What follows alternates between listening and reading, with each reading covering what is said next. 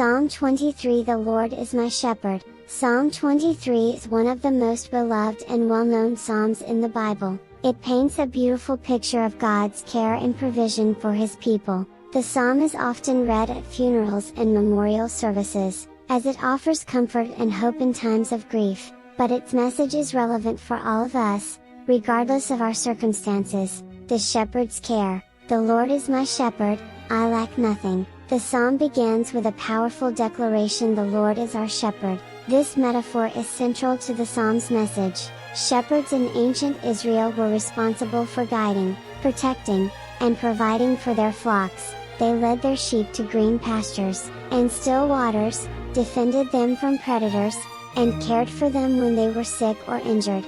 He makes me lie down in green pastures. He leads me beside quiet waters. He refreshes my soul. The shepherd provides for the physical and spiritual needs of his sheep.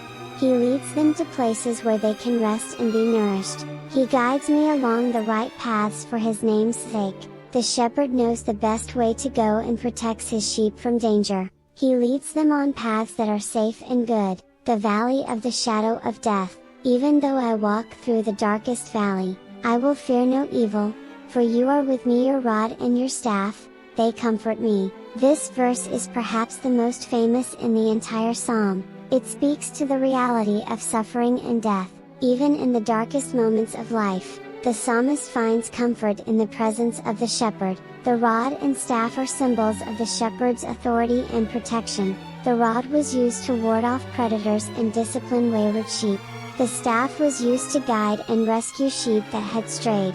The shepherd's presence is a source of comfort and strength in times of trouble. The abundant table. You prepare a table before me in the presence of my enemies. You anoint my head with oil, my cup overflows. This verse paints a picture of abundance and celebration. The shepherd prepares a feast for his sheep, even in the presence of their enemies. This is a picture of God's provision and protection. He provides for our needs, even when we are surrounded by opposition. The anointing with oil was a sign of honor and blessing. The overflowing cup is a symbol of God's abundant blessings. God's blessings are not limited or scarce. He pours out His goodness on us in abundance. Goodness and love. Surely your goodness and love will follow me all the days of my life, and I will dwell in the house of the Lord forever. The psalm ends with a beautiful expression of confidence and hope.